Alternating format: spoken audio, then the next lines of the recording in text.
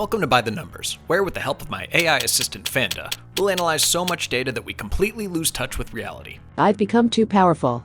Life is meaningless. In today's installment, we'll be taking a look at the worlds of The Boys, Invincible, Watchmen, and One Punch Man to find out which character from these properties is the most overpowered in TV history. Battling for OP supremacy is Homelander, Omni-Man, Dr. Manhattan, and Saitama.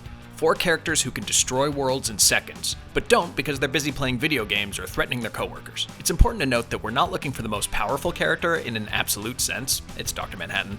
I'm looking for the most overpowered person compared to the rest of the universe their show takes place in. First, we'll take a look at their feats of power and rank them accordingly. Then Fanda will analyze the gap between each overpowered character and the next most powerful character in their series. After that, Fanda will summon a demon detective from hell to investigate which character has won the most fights. Finally, we'll do a gut check to see if any of these characters are just plain broken. First up, greatest feats.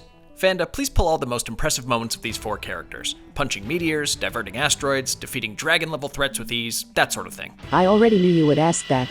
Displaying results. Okay, and number 1 is One Punch Man Saitama. He can't terraform Europa or shoot lasers from his eyes, but he can pull his arm back and deliver a regular punch that can shatter meteors, split the sky, and stop a centipede the size of a dune worm. In Season 1, Saitama gets hit so hard that it knocks him out of Earth's orbit and into the moon.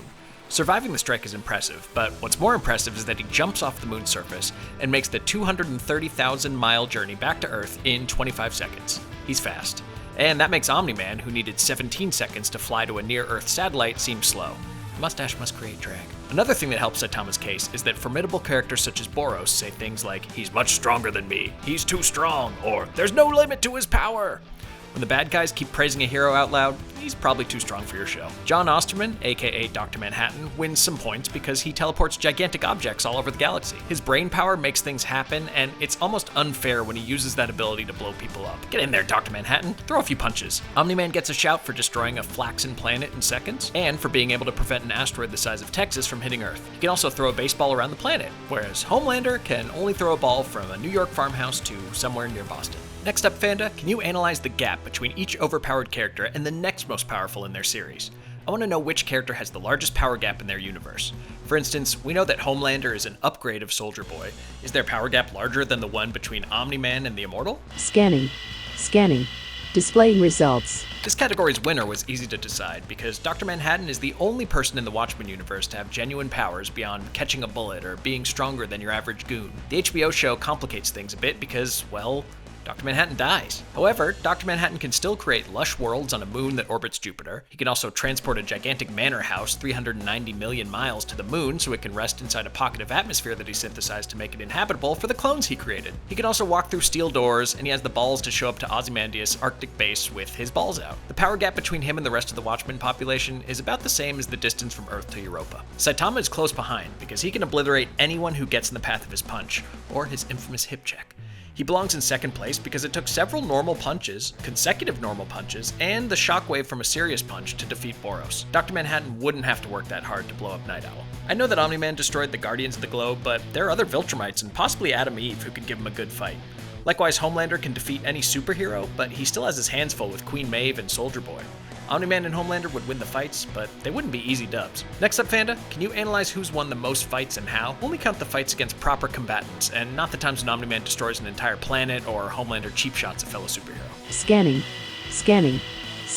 Throughout the 2 seasons, Saitama's gone 33-0 in fights against one or multiple characters that ended with a finish. If we included his disqualification for wearing a wig during a fight, or his video game losses against King, he'd be 33-82.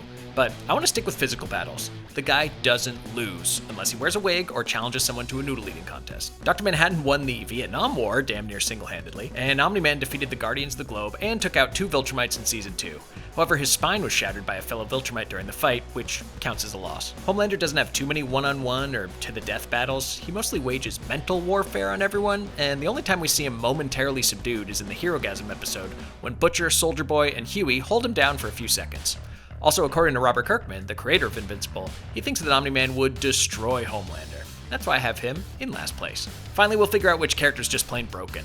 For example, Homelander is an evil Superman, Omni-Man is a mustache Superman, and Dr. Manhattan is an omnipotent being capable of using telepathy, telekinesis, teleportation, precognition, time travel, electrokinesis, energy projection, phasing, and about 7,000 more powers to his advantage. This category should be easy to figure out. Scanning. Scanning. Scanning.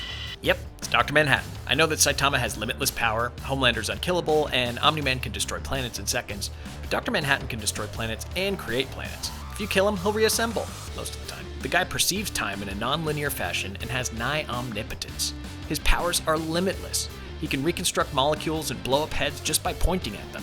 If Homelander had the power of Victoria Newman, Stormfront, Translucent, A-Train, Mindstorm, and Cindy, he'd still pose zero threat to Dr. Manhattan.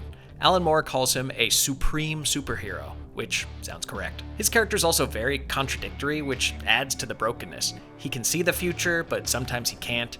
Tachyons affect him, and he knows this. He's all-powerful, but he allows himself to be trapped. Nobody really understands how powerful he is or what he really knows. It's confusing.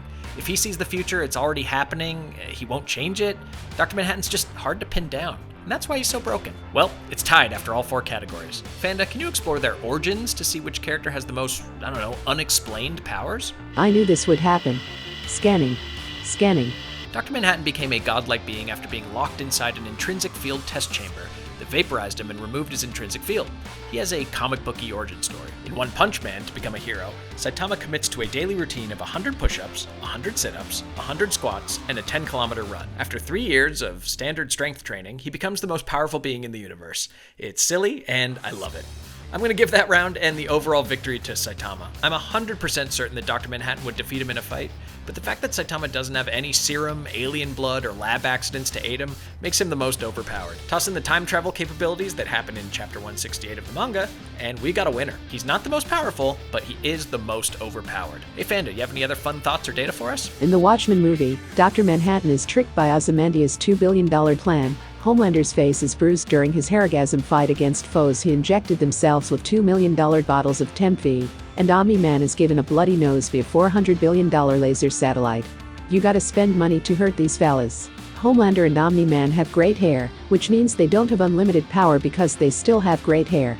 Do more push-ups, guys. Thanks again, Fanda. To celebrate your hard work, I'm gonna send you to Europa, where you can chill with Phillips and Crookshanks. Be sure to like and subscribe.